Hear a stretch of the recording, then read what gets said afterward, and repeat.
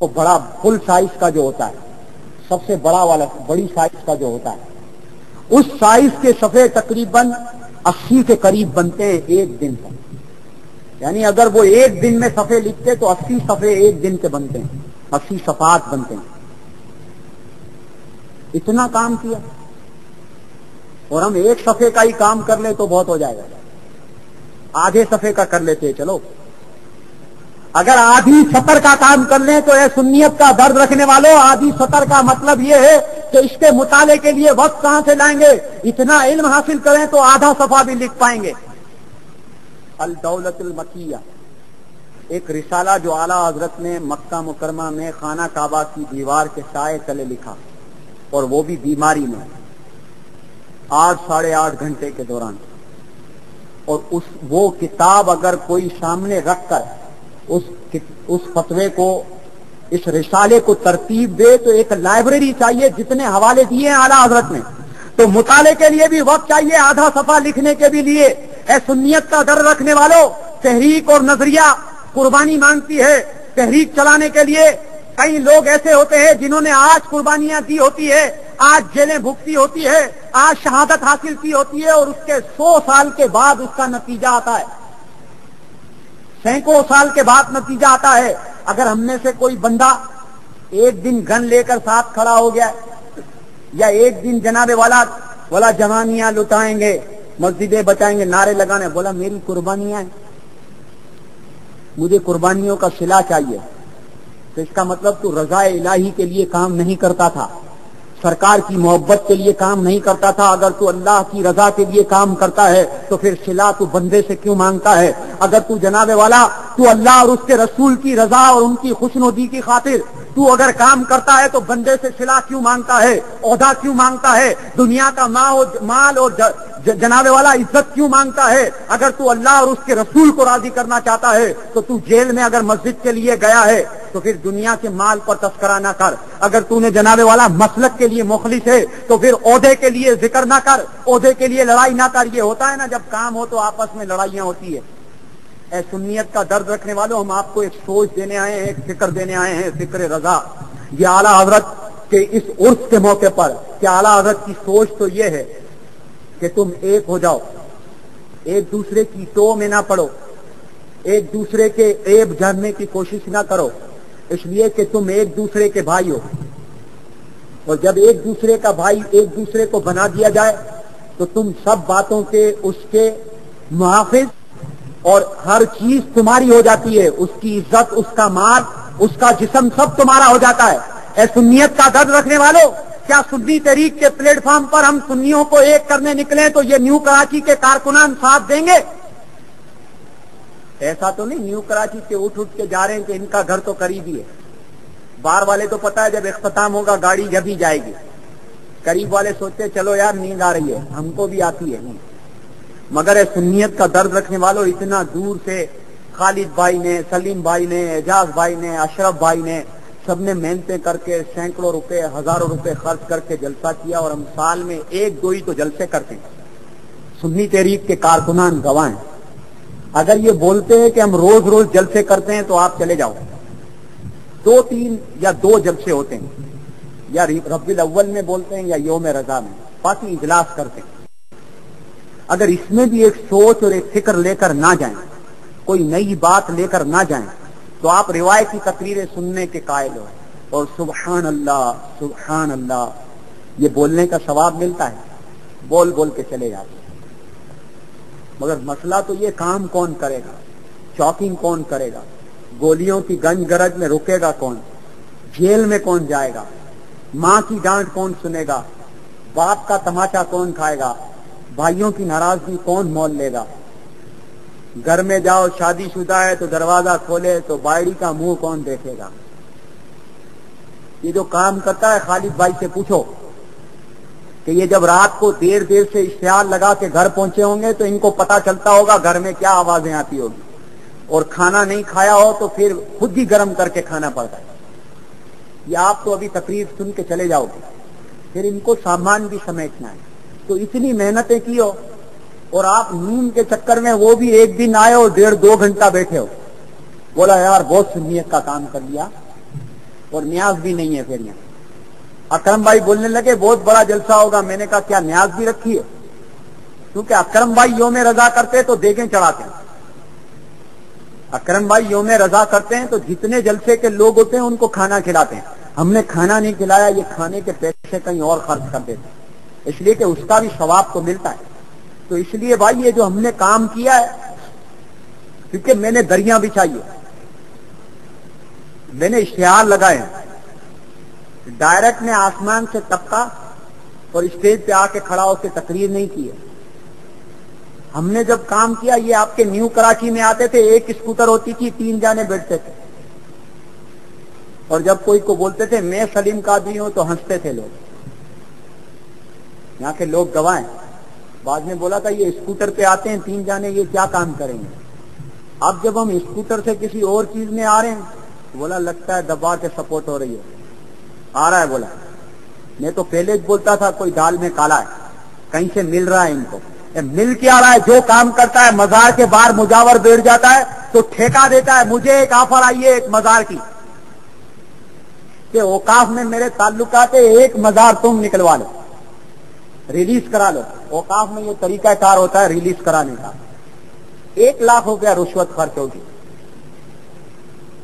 میں نے پوچھا آمدنی کیا ہوگی؟ ایسا کر نہیں رہا ہوں، ہاں ایسا نہ اس کے بعد بجلی چلی جائے اور ریکارڈنگ اتنی ہو رہے۔ اس کو ویسے تو منع کر دیا۔ میں نے اس کو پوچھا آمدنی کیا ہوگی؟ بولا ہفتے کے 50,000 روپے لے لو، بیٹھوں گا میں ہی، مگر مزار تمہارے نام پر ہوگا۔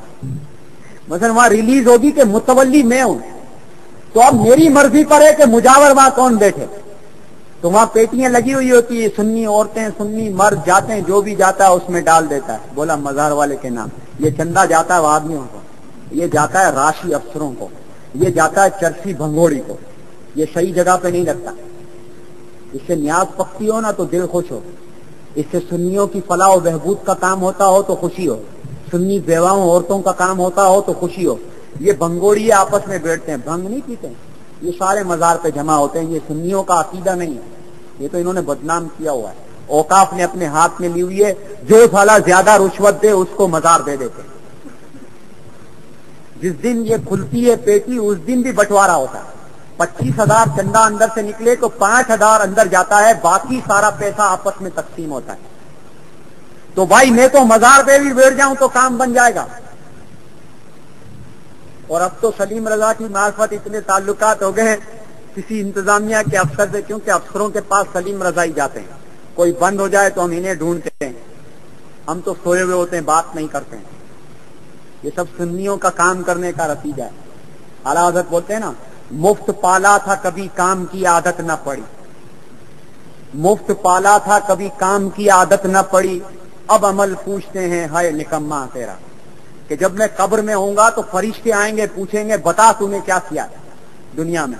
تو اعلیٰ حضرت کہتے ہیں میں یہ شعر سنا دوں گا کہ پوری زندگی میں نے کچھ بھی نہیں کیا، نکما تھا، بس ایک کرتا تھا کہ سرکار کا نام لیتا تھا تو پل جاتا تھا۔ آپ بھی خلوص سے لیتے ہوگے اور لیتے ہیں، ہر سنی خلوص سے نام لیتے ہیں۔ آپ یقین مانو اور کوئی وظیفہ پڑھو یا نہ پڑھو، بس سرکار کا نام لیتے رہو، سرکار کے نام پر کام کرتے رہو، سرکار کے نام پر زندگی گزارنے کا ذہن بنا دو، اسی پر ذہن بنا دو کہ اسی کے لیے جینا ہے، اسی کے لیے مرنا ہے، تو یقین مانو خود بخود برکتیں نظر آنا شروع ہو جائے گی۔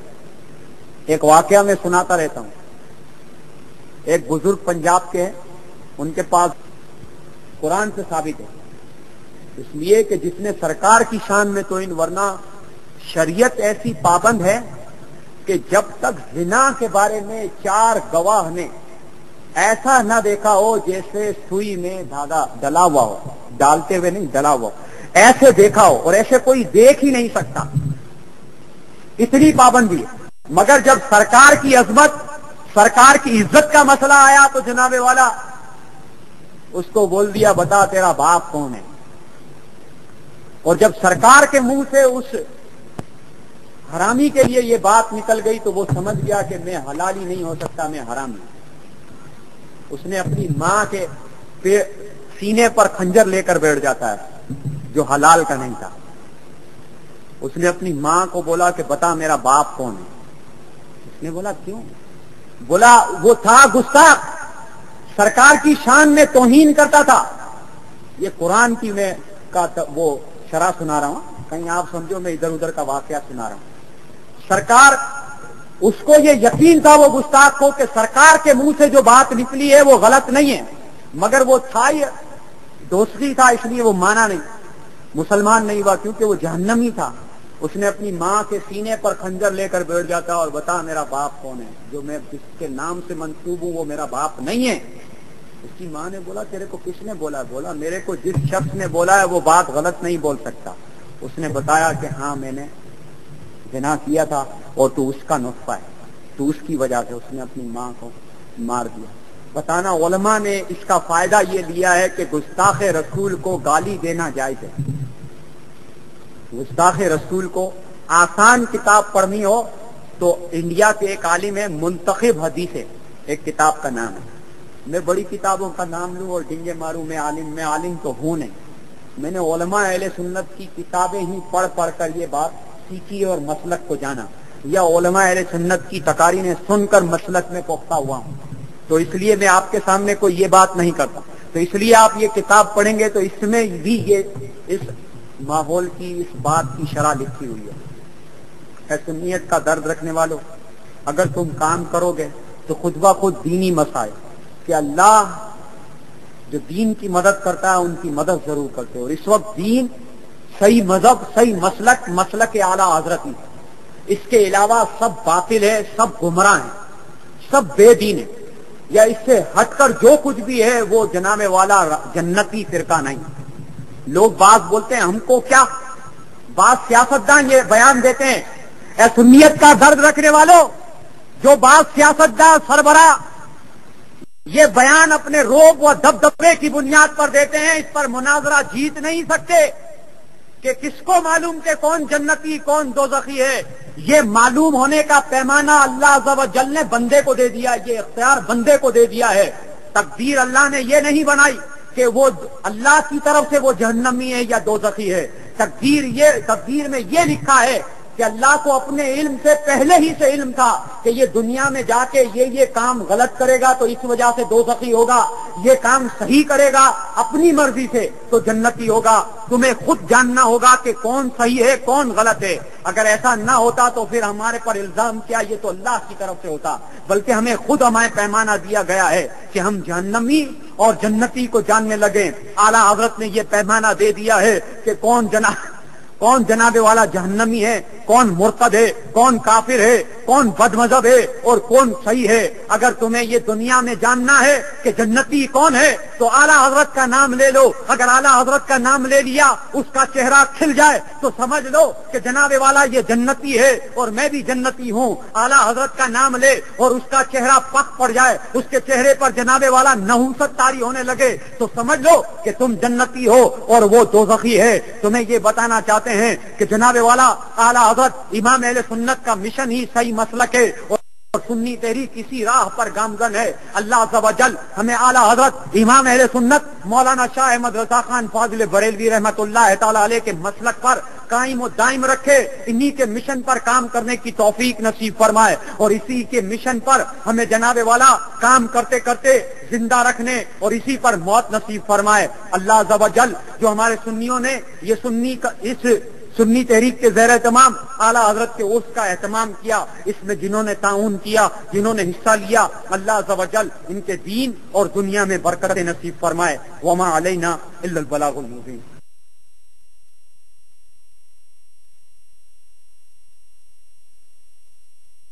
کارکن موجود ہوگا, نام انتظامیہ کی دھوک میں آئیں گے. یہ تو صحیح, یہ ملک اسلام کے نام پر بنا, یہ ملک عاشقان رسول نے بنایا, یہ ملک غلامان رسول نے بنایا.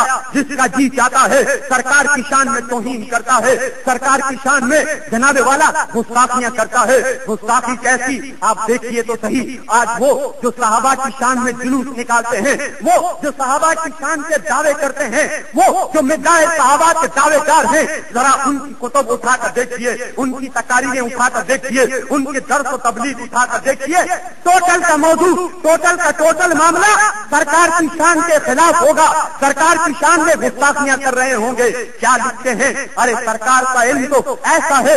मैं ये बात मोटी मोटी बताना चाहता हूँ। हमारा इख्तलाफ क्या है? हमारा इख्तलाफ मकान का नहीं है, हमारा इख्तलाफ जायदाद का नहीं है, हमारा इख्तलाफ कोई लेन देन का नहीं है।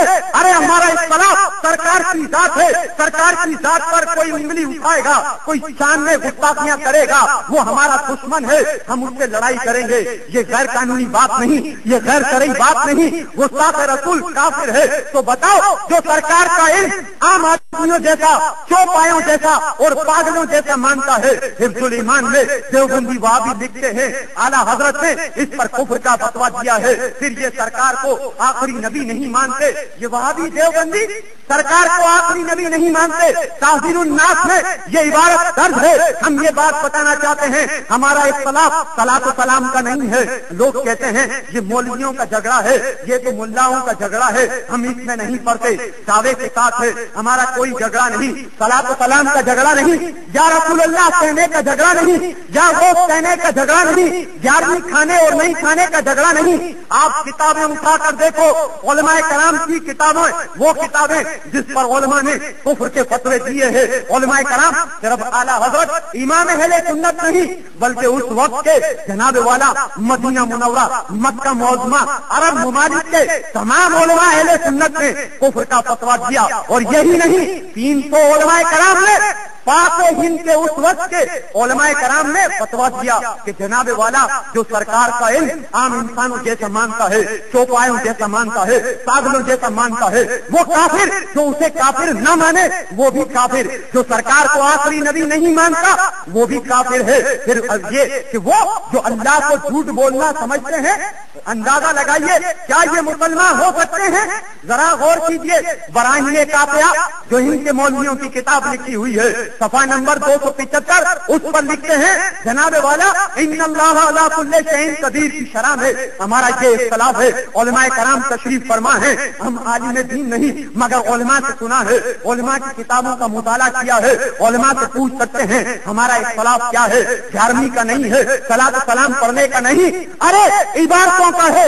तुमने इबारतें कुफरिया लिखी है, हमारे उलमा ने कुफ्र का फतवा दिया है, और इसको तुम आज तक छुपा सकते हो, न तुम इसका जवाब दे सको हो।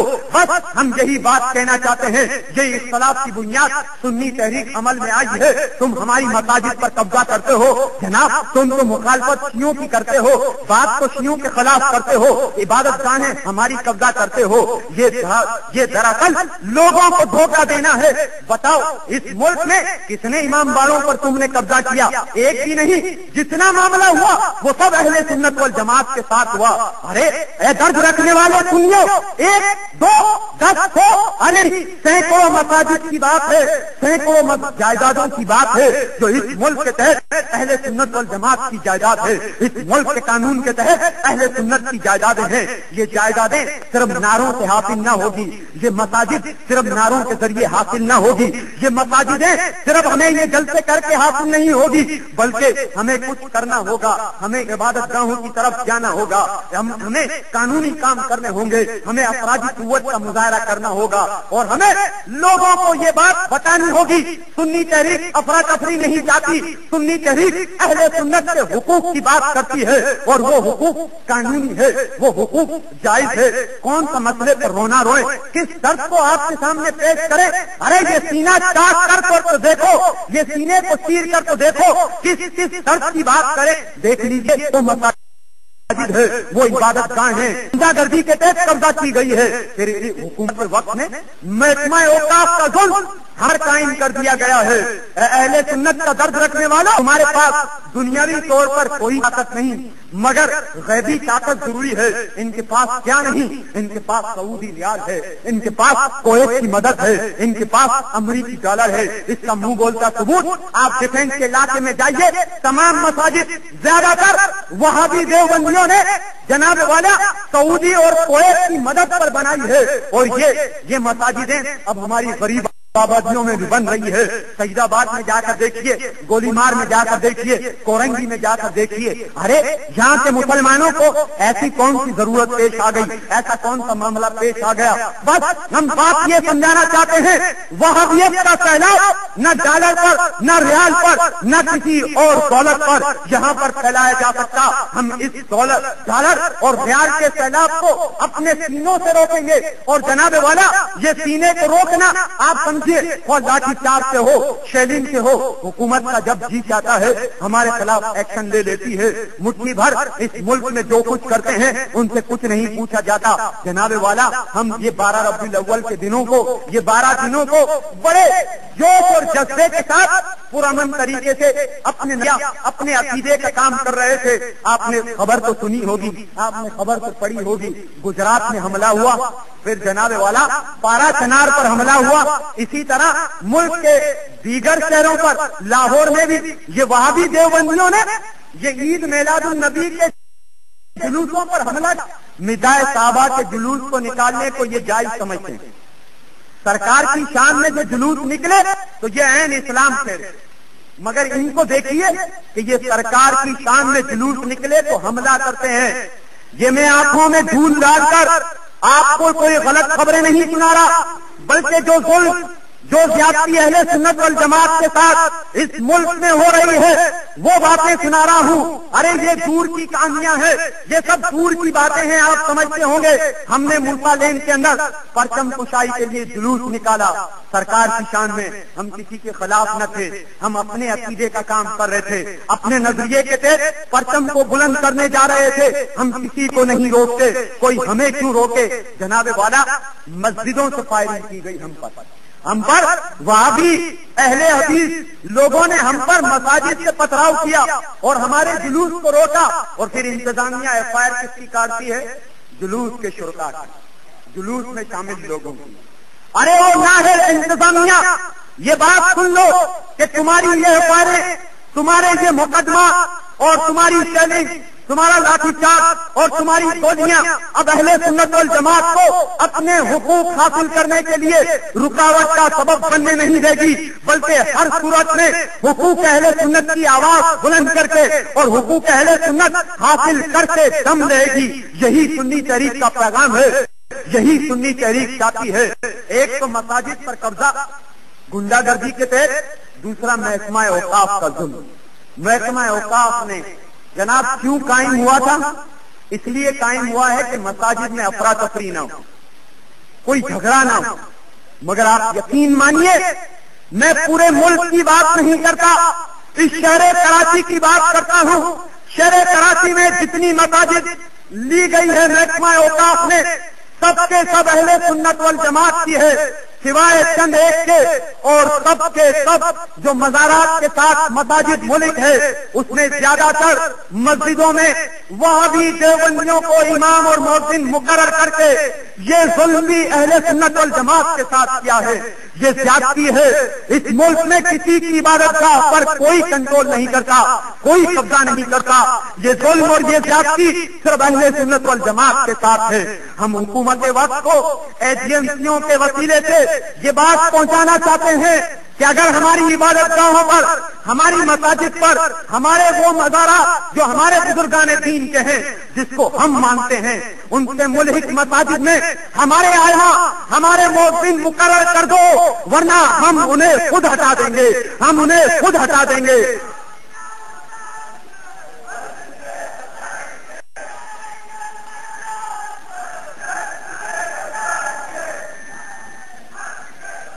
ہم ان مساجد پر حکومت وقت سے ہم نے یہ باتیں باشعور لوگ غور سے سنے. ہم نے یہ باتیں صرف تقریروں میں نہیں کہی. صدر, وزیر اعظم, محکمہ اوقاف کے وزراء وفاقی اور صوبائی, ان کے اعلی کار سب کو خطوط لکھے, ٹیلی گرام کیے ہیں. اور جناب والا, جو بھی قانونی کارروائیاں ہوتی ہے اس 4 ماہ میں ہم نے حکومت کو لکھا کہ خدا را توجہ دو, ہم اس ملک کی اکثریت ہیں, یہ ہمارا حق بنتا ہے. مزارات پر چندے ہمارے لوگ ڈالتے ہیں, نذرانے ہمارے لوگ ڈالتے ہیں، یہ خرچ وہابی دیوبندیوں اور شیعوں پر کیوں ہوتا ہے؟ یہ ہماری جائیداد ہے، یہ ہماری ملک ہے، ہمارے فلاح و بہبود کے لیے ہمارے ائمہ پر، ہمارے مسلک پر، ہمارے دین پر خرچ ہو، یہ ظلم ہے، یہ زیادتی ہے۔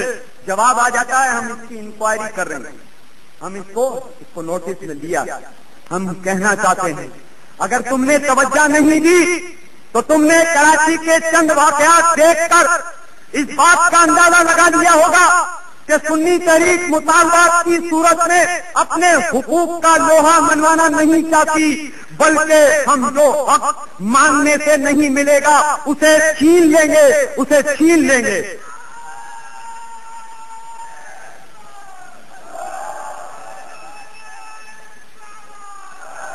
ہماری مساجد ہو، ہم مزارات کے ماننے والے ہو، ان کی آمدنی، ان کے نذرانے دوسرے مسلک پر خرچ ہو، یہ پاکستان کا بھی قانون ہے، بین الاقوامی بھی قانون ہے۔ جو عبادت کا حکومت وقت اگر اپنے کنٹرول میں لے، جو آبادیاں، جو ادارے، جو علاقے، جو شہر، جو بستیاں جن لوگوں کے ماننے والی ہو، جو نظریات کے ماننے والے ہو، وہ عبادت گاہیں ان کی ہے، وہ جائیدادیں ان کی ہے، مگر حکومت وقت نے قبضہ کر کے، ارے آپ کو سن کر حیرانگی ہوگی، مساجد پر ہمارا قبضہ، ہماری مساجد کو محکمہ اوقاف نے کنٹرول لے کر وہابی دیوبندیوں کو امام مقرر کر دیا۔ لوگ کہیں یہ فتنہ ہے، یہ فرقہ پرستی ہے، یہ افراتفری چاہتے ہیں، بتاؤ یہ ظلم نہیں، عبادت گاہ ہماری ہے، حکومت کسی اور کو دے دیتی ہے۔ پھر انتظامیہ کو دیکھیے، یہ نااہل انتظامیہ، یہ بیورکریسی، افسر شاہی جن کو کہتے ہیں۔ مسجد کے جھگڑے میں جاؤ، مسجد آپ کی ہے، آپ انتظامیہ کو جا کر بات کرتے ہیں ہماری مسجد میں یہ صلاۃ و سلام پڑھنے نہیں دیتے وہابی دیوبند، تو یہ لوگ کیا کہتے ہیں پتہ ہے؟ یہ لوگ کہتے ہیں دونوں کو اٹھا کر بند کر دو، جس کی مسجد ہے اس کو بھی، اور جو افراتفری کرتے ہیں ان کو بھی بند کر دو۔ یہ ظلم ہے، یہ زیادتی ہے۔ آپ بتاؤ، میرے برابر میں ایک بندہ کھڑا ہے، دائیں اور بائیں دو بندے کھڑے ہیں، تماچا مارتا ہے دائیں جانب والا، انتظامیہ دائیں والے کو بھی بند کر دیتی ہے، بائیں والے کو بھی بند کا، دونوں کا قصور ہوگا۔ دیکھ لیتے ہیں، 1 سال مقدمہ چلتا ہے، سنی بیچارے تھک جاتے ہیں، اس لیے کہ وہ ڈالر پر نہیں پلتے، وہ ریالوں پر نہیں پلتے، وہ لوگ اس لیے راؤنڈ لگاتے ہیں کہ ان کی منتھلی ہوتی ہے، ماہانہ بندہ ہوا ہوتا ہے، جاؤ کسی طرح بھی مسجد حاصل کرو، جو کچھ بھی ہوتا ہے مسجد حاصل کرو۔ یہ انتظامیہ کان کھول کر سن لے، اس آبادی کی مسجدیں ہو، کسی اور آبادی کی مسجدیں ہو، جہاں سنی تحریک موجود ہوگی، سنی تحریک کا ایک بھی کارکن موجود ہوگا، نہ ہم انتظامیہ کی دھوک میں آئیں گے، نہ انتظامیہ کے مقدمات میں آئیں گے۔ ہم یہ بات نہیں کہتے کہ ہمیں دوسروں کی مسجدیں چاہیے، دوسروں کی عبادت گاہیں چاہیے۔ ہم سنی تحریک کے پلیٹ فارم پر یہ بات کرتے ہیں، جو عبادت گاہیں ہماری ہے، جو درس گاہیں ہماری ہے، وہ ہمیں رہنے دو، جو ان کی ہو وہ انہیں مبارک ہو۔ یہ ظلم اگر تم نے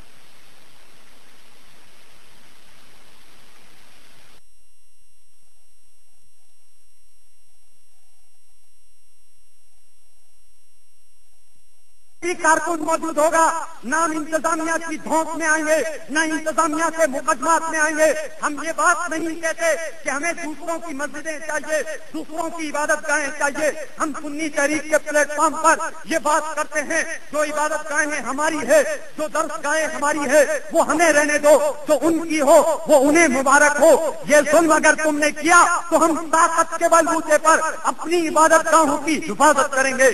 یہ ہمارا حق بنتا ہے، یہ شرعی حق بنتا ہے، پاکستان کے قانون کے مطابق یہ ہمارا حق بنتا ہے کہ ہماری عبادت گاہیں کوئی چھینے تو ہم اسے چھین لیں، ہم اس کی حفاظت کریں، اور اس میں ہمیں جان اور مال کیوں نہ قربان کرنا پڑے۔ سنی تحریک یہی درس دیتی ہے، صرف تقریر کرنے نہیں آئی، صرف باتیں سنانے نہیں آئی۔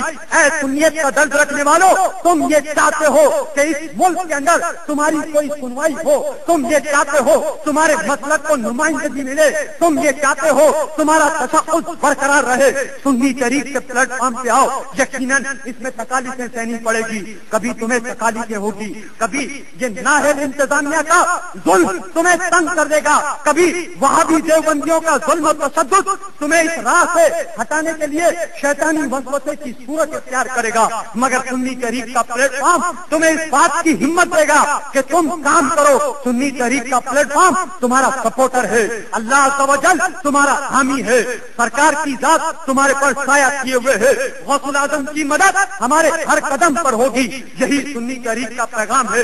سنی تحریک محکمہ اوقاف والوں کی بھی آنکھیں کھولنا چاہتی ہے، اگر ہمارا یہ پیغام نہیں پہنچا تو یہ ہماری نااہلی نہیں ہوگی، یہ ہمارا گناہ نہیں ہوگا، یہ ہمارا جرم نہیں ہوگا، بلکہ انتظامیہ کا جرم ہوگا، ایجنسیوں کی کوتاہی ہوگی کہ ہماری باتوں کو نہیں پہنچایا۔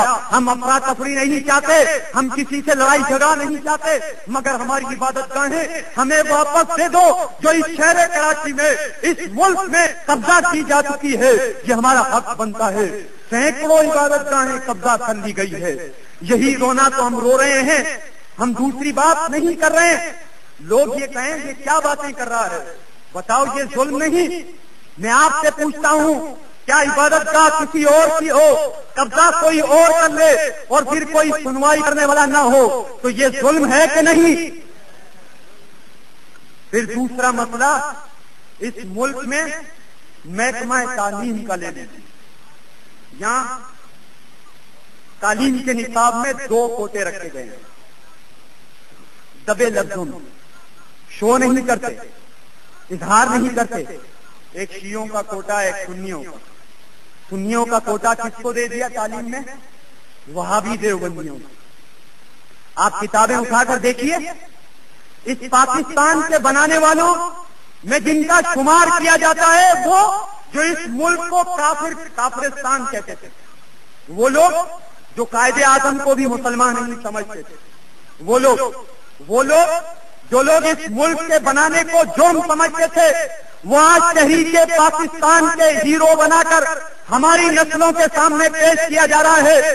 ارے اے محکمہ تعلیم کے ذمہ داران، اے ٹیکسٹ بک بورڈ، تم اس بات کی طرف توجہ دو، اس ملک کے بنانے والے علماء اہل سنت ہے، اکابرین اہل سنت ہے، عوام اہل سنت ہے، جن لوگوں نے قربانیاں دی، جو عوام ہجرت کر کے آئے ان کا شجرہ نسب اٹھا کر دیکھی، جو لوگ ہجرت کر کے آئے ان پر نگاہ ڈالیے، وہ سب کے اہل سنت والجماعت سے تعلق رکھتے ہیں، مگر نصاب کے میدان میں وہابی دیوبندیوں کو جناب والا تحریک پاکستان میں ہیرو بنا کر پیش کیا گیا۔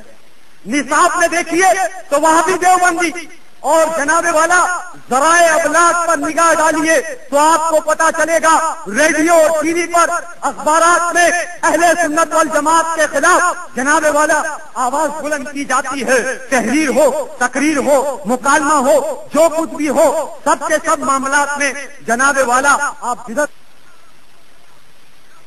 سنی تحریک کا کام کرنے کے لیے صرف یہ نعرے، یہ تقاریریں اور یہ مجموعوں میں آ جانے سے کام نہیں ہوگا۔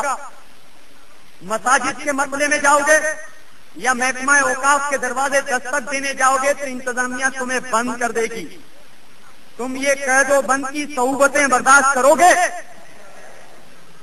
کبھی تم مساجد کے مسائل میں صلاۃ و سلام کے ترانے گانے جاؤ گے تو تمہیں یہ انتظامیہ کے اہلکار کبھی شیلنگ کریں گے، گولی مار کے واقعے میں کبھی گولیاں چلائیں گے، تو کبھی جناب والا سعید آباد کی شان مصطفیٰ میں ہمارے 22 کارکنان زخمی ہوئے، انتظامیہ اور انتظامیہ کے اعلی کار وہاں موجود تھے جو جناب والا وہاں پٹتا ہوا دیکھ رہے تھے، مگر سنیوں کو بچانے والا کوئی نہ تھا، مگر یہ معاملہ ہمارے معاملات کو دبا نہ سکا، یہ ظلم و تشدد سنی تحریک کو دبا نہ سکا۔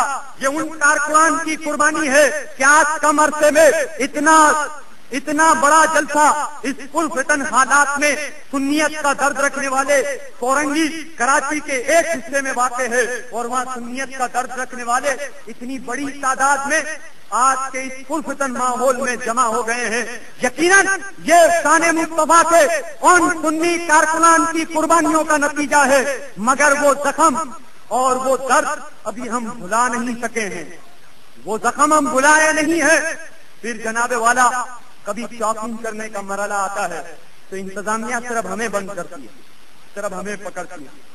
پورے ملک میں ایک چاکنگ ہوئی ہے جو سراسر فتنہ پروری ہے، فرقہ پرستی ہے، مگر اس طرف انتظامیہ نے کبھی توجہ نہیں دی۔ مگر آج یہاں دیکھیے کہ آپ کچھ معاملہ کیجئے، دفعہ 144 آپ کو بند کر دیں۔ دفعہ 144 میں سنی تحریک کے کارکنان کو گرفتار کرتی ہے، مگر میں یہ انتظامیہ کے سامنے ہاتھ نہیں جوڑتا، میں یہ ضرور کہتا ہوں سنیت کا درد رکھنے والے کارکنوں سے کہ تمہیں یہ کام کرنا ہے اور تمہیں اس کام کے کرنے میں تکالیفیں سہنی پڑے گی تو سنی حقوق حاصل ہوں گے، اور تمہیں مسلسل سنی حقوق کی بات کرنی ہوگی۔ سنی تحریک سنی حقوق کی بات کرتی ہے، اور وہ حقوق مساجد اہل سنت ہے، اور محکمہ اوقاف کا شعبہ ہے، تعلیم کا شعبہ ہے، ذرائع ابلاغ ہے، اور یہ اخبارات کا شعبہ ہے۔ جس اخبار کو اٹھا کر دیکھ لیجیے، جس بھی اخبار کو اٹھا کر دیکھ لیجیے، سنیت کو نمائندگی نہیں دی جا رہی، تو کبھی ان اخبارات کے دفاتر پر بھی جانا ہوگا، آپ کو جانا ہوگا۔ یہ لوگ یہی زبانیں سمجھتے ہیں۔ کراچی میں کیا نہیں ہوا، سب نے اپنی بات اسی طرح منوائی۔ ہم یہ بات کوئی پہل نہیں کر رہے، ہم یہ کوئی نئی بات نہیں بتا رہے، ہم نے تو یہی دیکھا اس ملک میں، اس شہر میں۔ ہم یہ نہیں چاہتے، ہم نہیں چاہتے افراتفری، مگر یہاں تو باتیں سب نے اسی طرح سمجھی ہے۔ آپ نے بھی نوٹ کیا ہوگا، یہاں جس نے بھی اپنی بات منوائی ہے اسی طرح منوائی۔ ہم تو سمجھے تھے کہ پرامن شہری ہیں، اس ملک کے بنانے والے ہیں، اکابرین پاکستان کی اولادوں میں سے ہیں، ہماری سنوائی ہوگی، ہماری بڑی عزت ہوگی، ہمیں نمائندگی دی جائے گی، مگر کہیں بھی ہماری نمائندگی نہیں ہے۔ آپ سمجھتے ہوں گے یہ سب غلط باتیں ہیں۔ محکمہ اوقاف کا جو شعبہ ہے نا، اس کے 3 ڈسٹرکٹ خطیب ہیں کراچی کے، 3 ڈسٹرکٹ خطیب ہیں جو آئمہ کا تقرر کرتے ہیں مسجدوں کے اندر۔ سنی ڈسٹرکٹ خطیب نہیں ہے، سب کے سب دیوبندی وہابی مولویوں کو ڈسٹرکٹ خطیب رکھا گیا ہے۔ بتاؤ کہ یہ ظلم نہیں ہے، یہ زیادتی نہیں ہے، زیادتی ہے، یہ ظلم ہے۔ یہ ملک ہمارے بڑوں نے بنایا ہے، یہ ملک اکابرین اہل سنت کی قربانیوں سے وجود میں آیا ہے، عوام اہل سنت کی قربانیوں سے وجود میں آیا ہے۔ محکمہ اوقاف میں ہمیں ہمارے حقوق کو پامال کیا جاتا ہے، محکمہ تعلیم میں ہمیں نمائندگی نہیں دی جاتی، ریڈیو اور ٹی وی میں ہمیں نمائندگی نہیں دی جاتی، اخبارات ہمارے خلاف زہر اگلتے ہیں۔ جنگ اخبار کو دے دیجیے، ہمیں کام کرنا ہوگا، ہمیں جنگ کو بھی منوانا ہوگا۔ میں نقلیں نہیں کر رہا، جنگ اخبار مین صفحے پر سارے سنی خریدتے ہیں اخبار، جنگ اخبار کے مین صفحے پر وہابی دیوبندیوں کا قرآن کا ترجمہ شائع کیا جاتا ہے۔ اے سنیت کا درد رکھنے والوں، تمہاری رقم ہے، تمہارا مال ہے، تمہارے پیسوں سے تمہارے خلاف تبلیغ ہو رہی ہے، تمہارے مذہب کے خلاف زہر اگلا جا رہا ہے، یہ زیادتی ہے۔ اکثریت میں اس ملک میں تم ہو، اس شہر کراچی میں تم اکثریت میں ہو، مگر تمہارے خلاف بات کی جاتی ہے، تمہارے خلاف زہر اگلا جاتا ہے۔ تمہیں جاگنا ہوگا، تمہیں جہاد کرنا ہوگا، تمہیں جانوں کی قربانی دینی ہوگی، تمہیں جیلوں میں جانا ہوگا، تمہیں اپنے مسلک کا لوہا منوانا ہے تو تمہیں قربانیاں دینی ہوگی، اور اس قربانیوں کے لیے تیار ہو جاؤ۔ سنی تحریک کا پلیٹ فارم حاضر ہے، اور اس پلیٹ فارم پر آ کر سنیت کا کام کرو۔ جہاں بھی تمہارے مسلک کے خلاف بات ہوتی ہے، جہاں بھی تمہارے مسلک کے خلاف زیادتی ہوتی ہے، تم کھڑے ہو اور ان کے خلاف اپنا جہاد کا علم بلند کرو، اور سینہ تان کر کھڑے ہو جاؤ، اور گولیاں کیوں نہ کھانی پڑے، تمہیں قربانیاں دینی ہوگی۔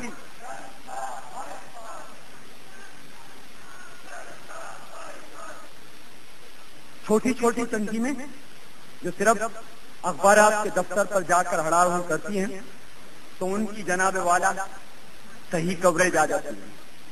اہل سنت والجماعت اس ملک میں اکثریت میں ہے، اس شہر کراچی میں کوریج کا کسی ایک کونے پر، وہاں جائیں تو کہتے ہیں بہت ساری یہ وہابی دیوبندی بھی اپنے آپ کو بٹیر کے شکاری کی مانند اپنے آپ کو سنی کہتے ہیں. یہ بٹیر کے شکاری کا حال سنا ہے آپ نے؟ یہ بٹیر کے شکاری جب بٹیر کا شکار کرنے جاتے ہیں نا تو اپنے ہاتھ پر کپڑا رکھ لیتے ہیں اور جنگل میں آواز بٹیر کی نکالتے ہیں. تو دوسرے بٹیر سمجھتے ہیں کہ میرا کوئی ہمزاد آ گیا, میری ذات کا کوئی ساتھی آ گیا ہے, تو وہ اس کے قریب جاتا ہے. جیسے ہی قریب جاتا ہے تو یہ بٹیر کا شکاری ہاتھ سے دبوچ لیتا ہے. یہ وہابی دیوبندی بٹیری شکاری کی معنی ہے کا سنی حقوق کی علم بردار. کائے کے سنیت کی بات کرتے ہیں, مسجدیں سنیوں کی قبضہ, باتیں شیعوں کے خلاف کرتے ہیں, اور کس کو دلیل بناتے ہیں؟ ہمارے اعلیٰ حضرت کو دلیل بناتے ہیں. ارے اعلیٰ حضرت امام اہل سنت مولانا شاہ احمد رضا خان فاضل بریلوی رحمت اللہ تعالی علیہ کا مشن کو ہم لے کر چلے ہیں. انہوں نے دودھ کا دودھ, پانی کا پانی حسام الحرمین لکھ کر کیا تھا, حسام الحرمین فتوا دے کر کیا تھا. یہ وہابی دیوبندیوں کے خلاف فتوا دے کر اور اس کی 300 علماء کرام نے اور جناب والا عرب ممالک کے علماء کرام نے فتوے کی تصدیق کر کے اس بات کی طرف اشارہ کیا تھا. یہ فتوا آج چھپا چھپا کر پھرتے ہیں, وہ فتوا نہیں دکھاتے, رد الربضہ فتوا سب کو دکھاتے ہیں. ارے اعلیٰ حضرت دیکھو شیعوں کو کافر کہتے ہیں, تم بھی کافر کہو.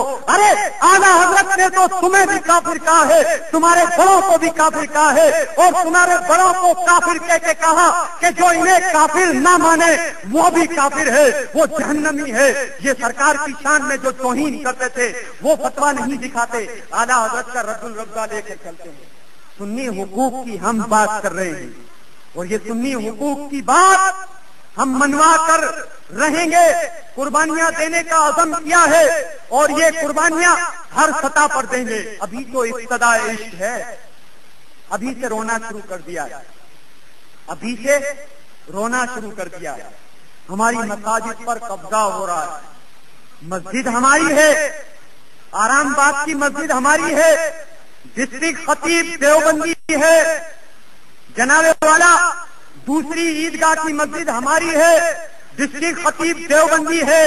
ہم بات کریں گے حقوق کا لوہا طاقت کے بلبوتے پر منوا کر رہیں گے, اور حکومت نے اس پر توجہ نہیں دی تو یہ اس کی کوتاہی ہوگی, یہ اس کی کاہلی ہوگی. ہم تو اپنے حقوق کی بات کرتے ہیں. تم چاہتے ہو کہ امن رہے, تم چاہتے ہو کہ افراتفری نہ ہو, تو ہمارے حقوق دے دو, ہماری مساجد واپس کر دو.